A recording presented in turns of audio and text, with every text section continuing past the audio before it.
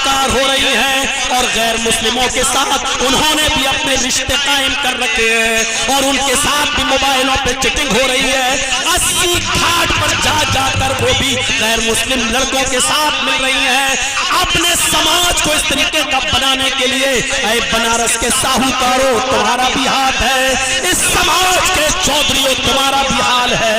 In college और यूनिवर्सिटियों में नंगा माहौल और अपनी लड़कियों को बिल्कुल आजादी के साथ आजाद कर देना, अकेले स्कूल भेजना और अकेले कॉलेज से लाना, ये भी उसका एक हिस्सा है। इसलिए अब रोइए मत, जो माहौल आपने अपनी बेटियों को दिया है उस माहौल का असर है। जब गलाजत का माहौल मिलेगा तो खुशबू कहां से आएगी? मेरे भाइयों, इस दौर से हमारी बहनों को और बेटियों को गुजरना पड़ेगा और आए उन बेटियों के माँ बाप को मैं रोना पड़ेगा, लेकिन रो कर भी कोई फायदा नहीं है, क्योंकि दूसरी तंजीमें उनको हाथों हाथ लेने के लिए तैयार हैं। बल्कि ऐसा करने वाले गैर मुस्लिम लड़के को 2.5 लाख 5 लाख का चेक देने के लिए तैयार हैं, उनको घर भी देने के लिए तैयार हैं। आप कुछ नहीं कर सकते हो।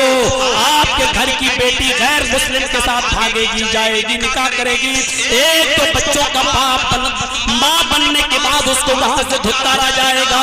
अरे जो कौम आज तक अपने ही दलित समाज को मकाम और मर्तबा न दे सकी हो, अपनी बिरादरी के लोगों को मकाम और मर्तबा न दे सकी हो, उसको मंदिर में बड़े बड़े लोगों के साथ पूजा करने की इजाजत न दे सकी हो, मेरे भाइयों को कौम तुम्हारी बेटियों को कैसे अपनाएगी?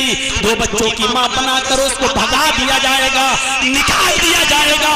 इधर आप भी अपनी बेटी के लिए दरवाजे बंद कर चुके होंगे, क्योंकि भग गई, हमसे गई, जग से गई, हमने उसके लिए अपने घर के दरवाजे बंद कर लिए, मैं उसके लिए मर गया, वो मेरे लिए मर गई। अब आपकी बेटी उधर की भी नहीं रहेगी, इसलिए कि वो अपने समाज को जगह नहीं दे सके तो तुम्हारी बेटियों को क्या जगह देंगे?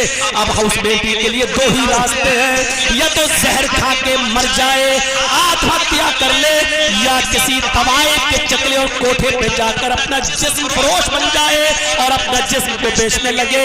मेरी बहनों और मेरी कौम की बेटियों, इस साजिशों को कब समझोगी? अभी जवानी के जज्बे और जोश में तुम्हें यह नजर नहीं आ रहा है, लेकिन एक दिन तुम्हें नजर आएगा, पछताओगी, और उस वक्त मौलाना जर्जीस के जुमले कभी यूट्यूब पर सुनते सुनते तुम्हारे कानों में भी गुजर जाएंगे और चीख उठोगी, काश उस वक्त मैंने समझदारी से काम लिया होता तो कितना अच्छा होता। ऐसी कितनी लड़कियों की दास्तानें मैं जानता हूँ मेरे भाइयों, जो अब न घर की रही, न घाट की, न वो अपने माँ बाप के घर की रही, न उनके घर की। ऐसी कितनी लड़कियां हैं मेरे भाइयों जो तवाइफों के चकलों पर और अड्डों पर बैठकर अपनी जिस्म फरोशी के धंधे में उतर गई हैं।